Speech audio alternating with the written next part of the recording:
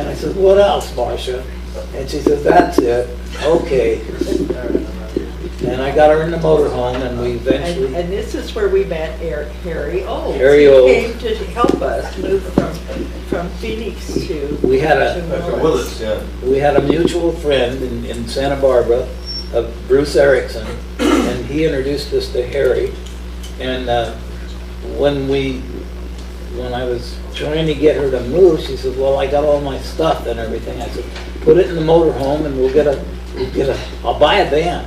I went to rent a van and they wanted a fortune. I said, no, I'll go buy one. So I had to turn it over to the Universe. And I called U-Haul and I said, I need a big van, the biggest one you got. Because she had a lot of furniture. And they said, well, we don't sell them anymore, or something like that.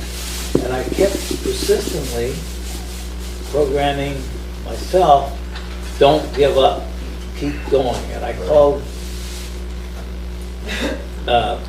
U-Haul in Chandler, which is adjacent to Mesa, which is adjacent to Scottsdale and Phoenix. And there happened to be a dealer there that said, yeah, I got one, how big you need it? I said, well, I want the biggest. Well, I just happened to get one. It came in yesterday.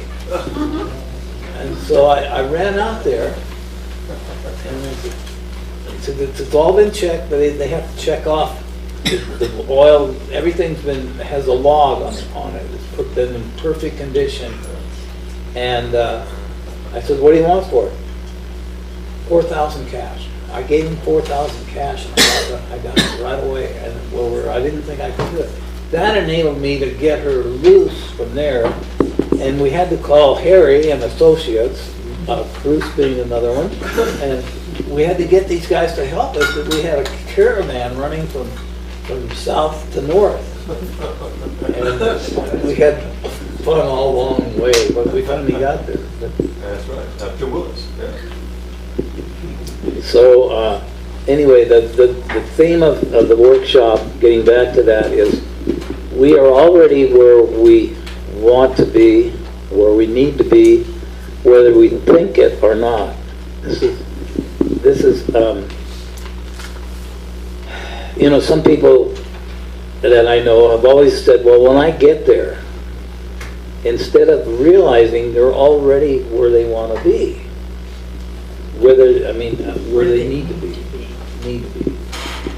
And when you take a look at that, because we live in a little hobbit house. It's only, what, 600 square feet or something? Well, how big is our house? It started out to be 650, but it's got 2 add-ons, so I don't know. But it's very small. But we live right near the woods, and you know, it's right there by our house. And we're got a creek running by. We're in the woods, peace and quiet. We've got our little garden in front, fern garden. But the temptation to, oh, this is not going to do. My closet's getting full with my stuff, and now her stuff. And now my stuff's going out, and her stuff's getting bigger in the closet. We've got to get a bigger place. That's a thought. That's the ego, or the personality coming in. And until we stop and say, wait, where are we really? And where we are really is where we need to be, because we are manifesting daily our life. I mean, everything's just coming to us. No matter what we need, we got people like Bell here, or Ron over there, or Dwayne over here, or Aaron, and they just flower us with abundance of love and care and help on all levels. And we don't even ask for it. They just offer it. And we're so internally grateful to everybody and to the audience here today that you guys came to listen to us, because what we're doing, you're also doing. And all you have to do is realize it. And that realizing it is changing the way you're looking at things and the way you're speaking words. When you have a negative connotation on something, you're creating a negative on yourself. Nobody else. Even if you're mad at somebody, you can get mad at them all day long. It doesn't hurt them as much as it hurts you. So you're actually arguing with yourself most of the time when you're in a negative state of mind. So why not just accept, adopt the fact that there is nothing but goodness in the multiverse. There is no evil, there is no wrong, there is nothing until we say so. The minute we accept it, we own it. So, think no evil, see no evil, talk no evil, in a sense. And you can't have it because you didn't say you could. Yeah. Can you cancel those things out when you make a mistake? Yeah. Oh, yeah. Sure, you're the boss. So you say, got it. That's what she does all the time. I think you cancel it out by changing it. Like, you created this, so now you don't want it any longer. You create something to take its place. You just Same kind of thing. go past it. Yeah. When you have something, you say, what would I rather have? And then that becomes your creation, your intention becomes what you create for yourself. Never create a dead end for yourself. Always leave a way out, like so it seems. Always leave a way out for yourself by embracing your adversary. You don't have to like what they're doing or the way they're doing it or anything else, but you have to give them honor for doing it because they're facing you and your world, and that's something you have to pay attention to. So you dismiss them with love, like saying, okay, I got it, guy, now get out of here. In other words, accept it, acknowledge it, because then you're leaving yourself free and open. You're not harboring a fear of, oh, I don't want to see that guy again because I bawled him off the last time. I mean, you don't have that. You don't have fear or guilt. Yeah. I always thought that when somebody says something to you that you don't agree with or about yourself, a lot of times people are, you're this way, you're that way. You can say, I acknowledge your reality. Yeah. Yet I assure you it's not mine. Thank you for sharing. That's the way you change the outside world that you view. We don't see the outside world anymore, but it's beautiful. I mean, I really, honestly mean that. Everything we do is beautiful. We don't accept it, looking at it any differently. Even if we try, we say, well, no, that's beautiful. I got to see it that way. And then you go in there and you see the beauty in something that you were going to dismiss as not being beautiful. Right? Well, sometimes I feel like you have experiences that come to you, and it's just so you don't take on the guilt, or you can't change your mind. Maybe that's something that's showing you that something's inside of you, and you need to change that feeling, that thought, that reality in yourself. Again, nothing ever comes to us except what we need to look at within ourselves.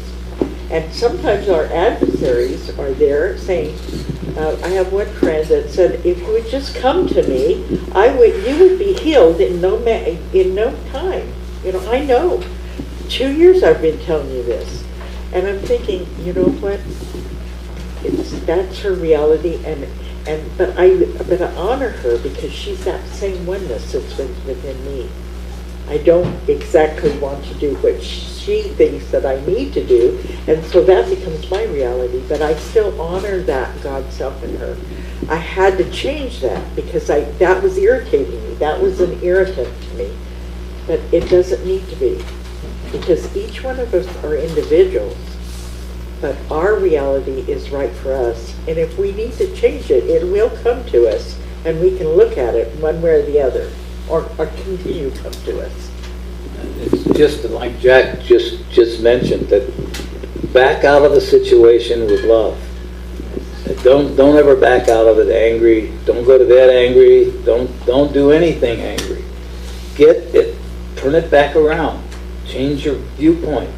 Say, well, maybe it was me. Maybe you don't want to admit it was you, and you might be embarrassed about yourself, but you're the one that did it.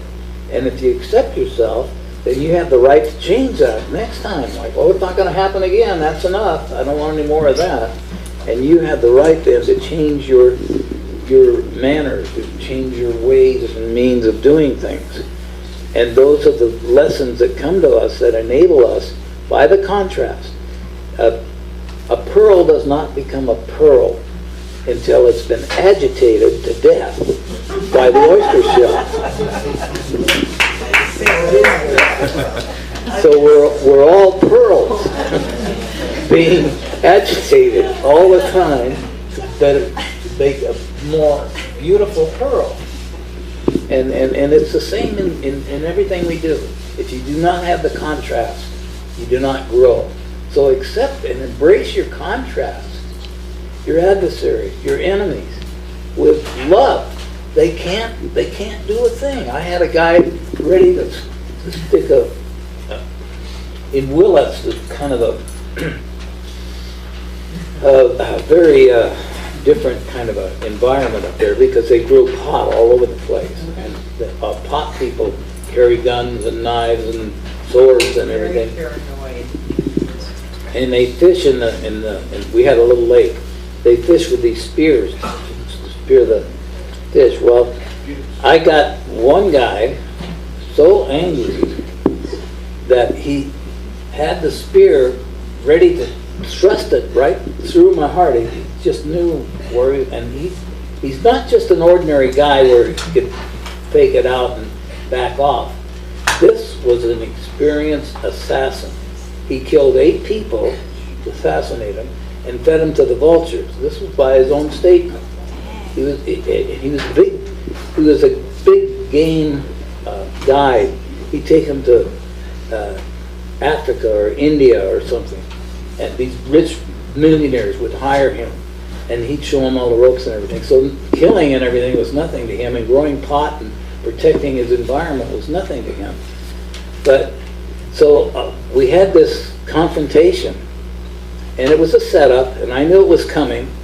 And you're always testing yourself, in a sense, without realizing it, how far you can go before you get hurt.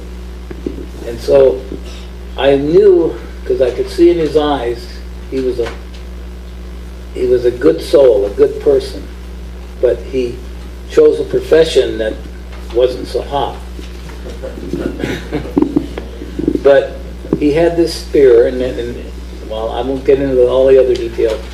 And I had the option of running, fighting, or just being who I felt was me. And me at that point, like I am the walrus with the Beatles, I am you and you are me. He is me and I am him. So I said, shoot your best shot, brother. And he tried to lunge that spear right through me, and he couldn't do it. He was getting red in the face trying to push him. And he dropped the spear and started crying. So that's the strength that we have in love. Just using the principles of loving everything. There is nothing here that's harmful unless you think it. There's nothing here that can hurt you unless you let it. There's nothing here but goodness in all of the multiverse and all of the benevolent beings that we've ever met, and we've met quite a few. It's all good. It's our perception of it that has changed it. And so I understand we only got about 5 minutes. Okay, Marsh, 5 minutes? Oh, we've got another question. Well, I was going to mention that there's a phrase that was brought to my attention a few years back in regards to a Ishwish, which was a galactic commander. It was channeled information, but it was the purpose of this lifetime is to be who you are, and in the beingness, and in the acknowledgement, which means to acknowledge what you're feeling, and in the embracement of every facet of that. Whatever you so desire shall come to pass. Yeah, you cannot do this. You can only be it. So it's a constant unfolding of the heart of compassion and appreciation and gratitude for whatever you're feeling. Yeah. Our feelings are so important, and we need to listen to those feelings. And the theme of this workshop today is going beyond belief. Belief is a system that we call the third dimension, where you have right and wrong, up and down. You have a belief system that will always fail, because as soon as you create a belief in religion, in science, or medicine, you'll have somebody else that will create a greater belief. And you'll go to that belief. And then someone will come along and change that belief. It's going from pillar to pillar to pillar and never ever getting anywhere until you don't accept belief. You go to your knowingness. Your knowingness is inside. You know the difference. Nobody can tell me I'm not hungry or that I don't have to use the restroom, because I know when I have to go or I have to eat, and nobody can change that. So I'm free to my own feeling. They can think what they want or try to get me to believe what they want, but they can't convince me over my knowing. Now, when you get to the knowing spot, then you have to get to the next step. And the next step is knowing that you know. That means you don't have to think anymore. You've committed it to and trusted it to your higher self, your intuition or source, to guide you. And you let go of your identity, in a sense. Turn it back to the universe. Marsha and I gave up our identity 10 years ago. We gave it back to the universe. And then the universe gave it back to us. So no, you got work to do. So, but basically, our guidance system is the universe. And everything that happens comes from our guidance system. So when you where was I? Guidance system, yeah. But, You know. oh, know that you know. Then there's one other space, and this is a space that Marsha and I are now pleasantly and comfortably and very much in awe, or in a state of mind now, and that's knowing nothing. I'm good at that. And accept that you know nothing. See, the acceptance that you know nothing is the next step. Because you've turned your life back over to Source. You've turned your life back over to the multiverse. And anything you need, the multiverse already knows it before you do. So why argue about it or why think about it? Just let it happen. Because it's taking care of you. It always has and it always will. When you need to know something, it's there. If we can know that for ourselves, we don't have to search and go from meeting to meeting or whatever, but know that our input will always, what do they call download? We will know exactly what we need to know at any given time. We already do, we just don't accept that. Learning becomes the back seat. You don't have to learn anything anymore because you're already there. You, all of us, already know it all. We all know it all. We just don't realize We that. can call ourselves a know-it-all now. But when we let that happen, then you'll find you can be out in the middle of nowhere and there's no academia, there's no cell phones, there's no library that you can count on. You have to count on your intuition. And your intuition says turn left, there it is. Right like that. All of a sudden you're rescued from your own situation that you thought was impossible because you've turned it over. Don't think anymore. I know that sounds hard to do, but it's a reality. But take no thought in what you do. You can play with it and have fun with it, but don't take it seriously. It's all a dream. We're all in a big dream right now. And the end of the game, we're going to embrace our adversaries, and this is the punchline of the whole workshop. The Illuminati, the cartel, and all those guys, we're going to have to, not physically, but spiritually, realize, hey, if it hadn't been for you guys pushing me, we'd have been here another 10,000 years. So we have to embrace whatever they're trying to do. We don't have to like it, we don't have to do it, but we have to love everybody. And then we're back to the oneness. And then we're free, because we don't have any hang-ups, no worries, no doubts, no fears. Because we realize we've always been free, we just didn't realize it. So no more learning, it's just remembering who we are and what we are. We're benevolent, unlimited beings. Thanks for listening.